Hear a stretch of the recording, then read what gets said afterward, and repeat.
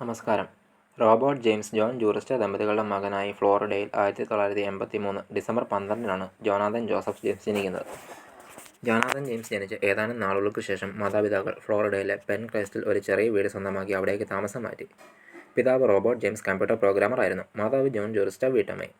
Programming ജോലി ആയതുകൊണ്ട് തന്നെ റോബർട്ട് ജെയിംസിന് വീട്ടിൽ കമ്പ്യൂട്ടർ ഉണ്ടായിരുന്നു. 1980-കളിൽ അമേരിക്കയിൽ ചുരുക്കം വീടുകളിലെ കമ്പ്യൂട്ടറുകൾ ഉണ്ടായിരുന്നുള്ളൂ.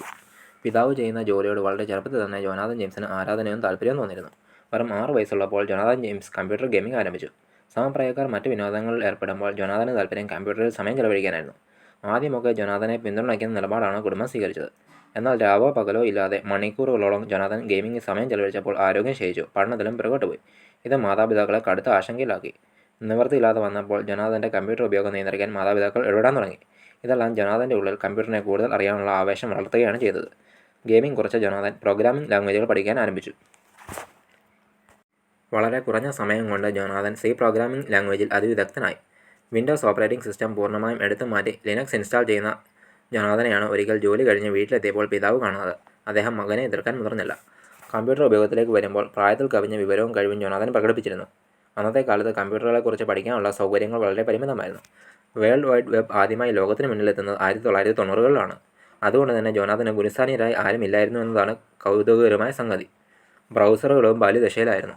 മൊസൈക്ക് എന്ന ബ്രൗസറായിരുന്നു ആളുകൾ തുടക്കത്തിൽ ഉപയോഗിച്ചിരുന്നത്. പിന്നീട് അത് നെറ്റ്സ്കേപ്പ് എന്ന പേരിൽ പ്രസിദ്ധി ആർജിക്കാൻ തുടങ്ങി. 1993-ലാണ് വേൾഡ് വൈഡ് വെബിൽ നെറ്റ്സ്കേപ്പ് അവതരിപ്പിക്കപ്പെടുന്നത്. 1995-ൽ ലോക ജനസംഖ്യയിൽ 1.6 കോടി മാത്രമായിരുന്നു നെറ്റ്സ്കേപ്പിൻ്റെ ഉപഭോക്താക്കൾ. പ്രായമേറും തോറും ജോനാഥന് കമ്പ്യൂട്ടറിനുള്ള ആസക്തി വർദ്ധിച്ചുകൊണ്ടേയിരുന്നു. കൗമാരത്തിലെത്തിയപ്പോൾ അതൊരു ലഹരിയായും തീർന്നു. ഇങ്ങനെ പോയാൽ മകൻ്റെ ഭാവി നശിക്കുമെന്ന് കരുതിയ മാതാപിതാക്കൾ മകനിൽ നിന്നും ബലമായി കമ്പ്യൂട്ടർ എടുത്ത് മാറ്റി. എനിക്ക് കമ്പ്യൂട്ടർ തിരികെ തന്നില്ലെങ്കിൽ വീട്ടിൽ നിന്നും ഓടിപ്പോകുമെന്നും ഒരിക്കലും തിരികെ വരില്ലെന്നും ജോനാഥൻ മാതാപിതാക്കളെ ഭീഷണിപ്പെടുത്തി. മകൻ്റെ താക്കീത് അവർ മുഖവിലയ്ക്കെടുത്തില്ല. ജോനാഥൻ പറഞ്ഞതുപോലെ തന്നെ ചെയ്തു. ഒരു ദിവസം അവനെ കാണാതായി. പരിഭ്രാന്തരായ മാതാപിതാക്കൾ പോലീസിൽ പരാതി നൽകി. ജോനാഥൻ അകലേക്കൊന്നും പോയിരുന്നില്ല. വീടിന് സമീപത്തുള്ള ഒരു ബുക്ക് സ്റ്റോറിൽ നിന്ന് അവനെ പോലീസ് കണ്ടെത്തി മാതാപിതാക്കളെ ഏൽപ്പിച്ചു. കമ്പ്യൂട്ടറിനോടുള്ള തൻ്റെ താല്പര്യം തൻ്റെ പഠനത്തെ ബാധിച്ചിട്ടില്ലെന്ന് പറഞ്ഞ ജോനാഥൻ മാതാപിതാക്കളോട് തർക്കിച്ചു. സത്യം അതായിരുന്നില്ല. Miami Dade county school system crack ചെയ്ത ജോനാഥൻ തൻ്റെ ഗ്രേഡുകൾ മാറ്റുകയായിരുന്നു. ജോനാഥൻ്റെ പിടിവാശിക്ക് മുന്നിൽ മാതാപിതാക്കൾക്ക് വഴങ്ങേണ്ടി വന്നു. 1999 ജൂൺ മുതലാണ് ജോനാഥൻ്റെ ഹാക്കിംഗ് കൂടുതൽ ഗൗരവപരമായി മാറുന്നത്. കോമ്രേഡ് എന്ന പേരിൽ അമേരിക്കയിലെ ബെൽ സൗത്ത് ടെലികമ്മ്യൂണിക്കേഷൻ ഹാക്ക് ചെയ്തുകൊണ്ടായിരുന്നു അത്. വൈറസ് ഉപയോഗിച്ച് അവരുടെ സിസ്റ്റത്തെ തകരാറിലാക്കുകയോ ഡേറ്റ നശിപ്പിക്കുകയോ ചെയ്തിട്ടില്ല. ഇത്രയും വലിയ സ്ഥാപനമായിരുന്നിട്ടും കനത്ത സുരക്ഷാ സംവിധാനങ്ങൾ ഉണ്ടായിരുന്നിട്ട് കൂടി ജോനാഥൻ കയറി കൂടിയത് അവർ അറിഞ്ഞതുപോലുമില്ല. ഓരോ ഘട്ടം കഴിയും തോറും ജോനാഥൻ ഹാക്കിംഗ് ഹരമായി.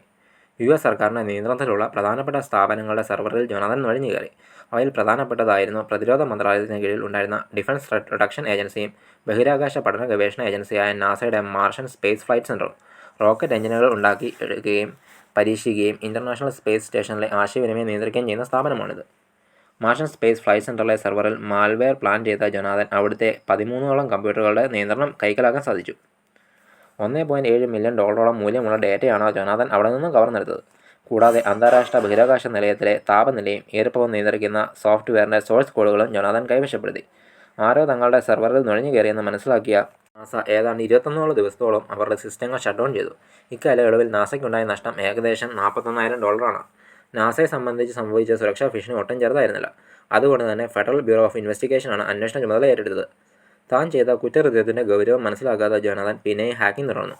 ഈ സമയം ബാക്ക്ഡോർ എന്ന മാൽവെയർ ഇൻസ്റ്റാൾ ചെയ്ത വീണ്ടും ഡിഫൻസ് ത്രെറ്റ് റിഡക്ഷൻ ഏജൻസിയുടെ സെർവറിൽ ജോനാഥൻ നുഴഞ്ഞു കയറി. ഒരു സിസ്റ്റം ആക്സസ് ചെയ്യുന്നതിനുള്ള സാധാരണ നടപടിക്രമങ്ങളെ ലംഘിക്കുന്ന മാൽവെയർ ആണ് ബാക്ക്ഡോർ. അതുവഴി ഹാക്കർമാർക്ക് വിദൂരമായി സിസ്റ്റത്തെ നിയന്ത്രിക്കാനാകും. സെർവറിൻ്റെ നിയന്ത്രണം ഏറ്റെടുത്ത ജോനാഥൻ വളരെ രഹസ്യ സ്വഭാവമുള്ള വിവരങ്ങളും ലോഗിൻ ക്രെഡൻഷ്യലുകളും കരസ്ഥമാക്കി.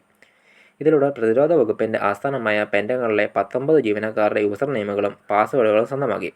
അമേരിക്കയെ സംബന്ധിച്ച് പെൻറ്റഗണിലെ വിവരങ്ങൾ ചോരുന്നത് അതീവ ഗൗരവമുള്ള സുരക്ഷാ വീഴ്ചയാണ്. അതുകൊണ്ട് തന്നെ ഹാക്കർക്ക് വേണ്ടിയുള്ള അന്വേഷണം വ്യാപകമായി തുടർന്നു.